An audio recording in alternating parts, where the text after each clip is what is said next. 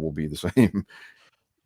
Now, today, I just realized, like today, I knew it was this month and I knew it was this year, but today I realized that exactly today we're doing this podcast is the 40th anniversary of the start of Hulkamania. Yeah, and they It's crazy. They had a tribute segment last night for it. They did? Yes, they did. How many boos? A lot of boos? Well, it was like it was taped. And oh, okay. Yeah, I mean, but they had him talking and everything, and some people on my Twitter timeline were not happy about that. They didn't get over it. Okay, like all this shit just talking about the Netflix on WE, all this stuff. That doesn't happen without the start of this era. This is what kicked off wrestling as what we see it today.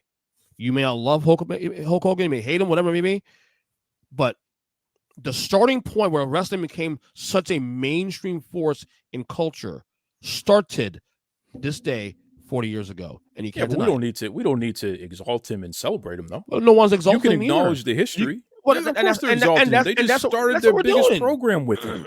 They just started their most valuable property with him last night. So of course they're exalting him. You're dedicating time on this program. I'm not gonna lie to you. I'm a Hulkamaniac. I can't help that. But you can't get over the fact that the man I'm not a Terry maniac. I'm a Hulkamaniac. Yeah, but you can't get over the fact that the man is an admitted racist. Oh, no doubt. You know what I mean? It's like, come on. What do you mean get over it? There's nothing to get over. He's a racist. I can separate the two. I can separate the character Hulk Hogan versus Terry Bollea. Listen, he had a great career. I was a kid that said my prayers and ate my vitamins because of him, but he's a scumbag. And that's it. So I can acknowledge the fact that, yes, he was an important figure in wrestling, but I'm not going to sit here and exalt the guy, celebrate him. What is there to talk about with the guy? He's a scumbag. Well, I think I make this more about the on-screen legacy of Hulk Hogan, because we know what he is in real life. We know he's a guy that did politics aside and backstage and all this kind of stuff, a massive liar, the whole nine. Hulk Hogan, the character, the legacy of Hulk Hogan. I'm like right now, I'm in the middle of a massive 1987 deep dive. They're watching all the Superstars wrestling for the entire year right now. That, by the way, WWE has dropped the ball on that shit for the record, not putting up all the stuff on there. Like they put up Wrestling Challenge for 86 and the first month of 87, and then they dropped the ball after that. I don't know why it's taking long to put the shit up there. I know why. Anyway, but you watch wrestling has evolved in the 40 plus years since all this.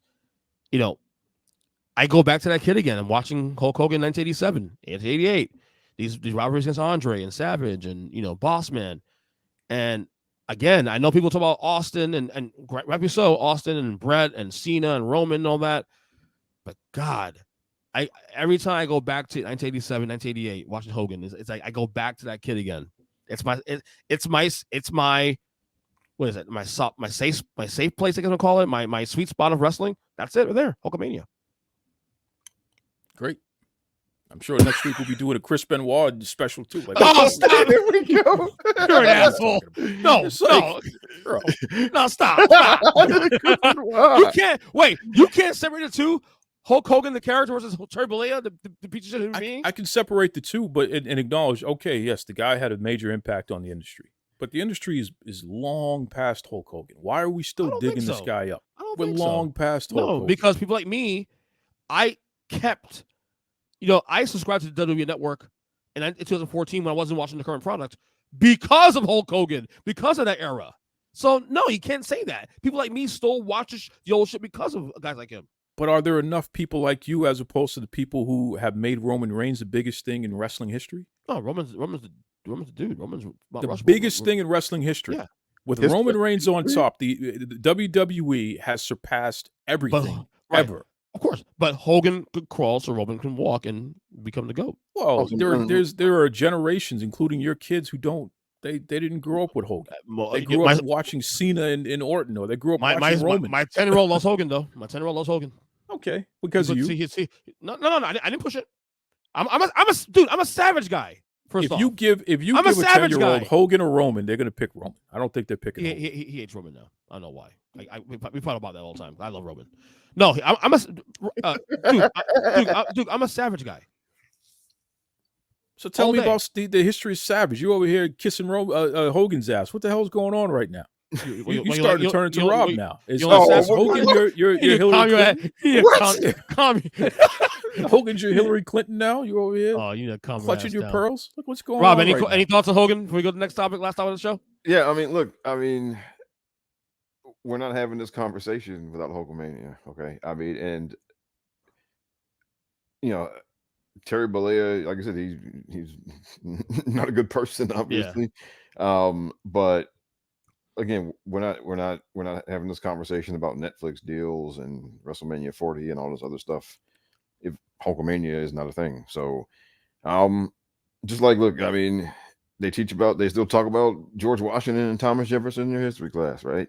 And those guys weren't, slave owners. You're right.